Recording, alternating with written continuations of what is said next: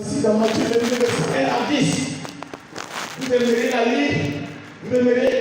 la lire plus tard. Mais c'est là que j'ai tiré ce thème. Votre pays est digne de l'évangile. Maintenant, regardez le commentaire du prophète comme vient de le dire tout à l'heure. Qu'est-ce qu'il a dit? Maintenant ici, Jésus dit, l'homme a toujours essayé de trouver des excuses pour ne pas recevoir la parole de Dieu. Frère, ne va pas trop vite. Regardez, l'homme a toujours essayé de trouver. C'est-à-dire en réalité, il n'y a même pas d'excuse. Mais il essaie quand même. Il veut quand même trouver une excuse. Il veut trouver une raison. Il veut trouver une excuse. Ah, je suis malade. Je suis fatigué. Je suis cela. Il y a tel problème. Frère, est-ce que ta vie est digne de l'évangile quand tu trouves des excuses pour ne pas adorer le Seigneur? Est-ce que ta vie est digne de l'évangile quand tu trouves des excuses pour mentir? Est-ce que ta vie est digne de l'évangile quand tu trouves des excuses pour porter les habits sexy? Est-ce que ta vie est digne de l'évangile quand tu trouves des excuses pour parler mal aux gens? Est-ce que ta vie est digne de l'évangile quand tu trouves des excuses pour ne pas prier, pour ne pas lire la Bible?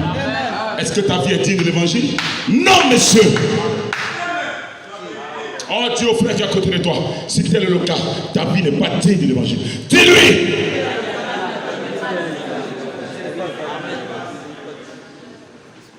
Frère Branham, ce n'est pas du jeu. On ne rit pas quand on dit ça. Oui. Est-ce que ta vie est digne? Demande-lui. Dis-lui, frère, est-ce que ta vie est digne de l'évangile? Quand je dis l'évangile, est-ce que moi-même, Branham, ma vie est digne de l'évangile? Quand je dis l'évangile, quand je ne lis pas la Bible, quand je ne viens pas à l'église. Amen. La réponse est claire. C'est non.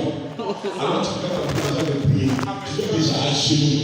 Est-ce que ta vie est digne de l'évangile quand tu es en train de coucher avec les hommes qui ne sont pas ton mari?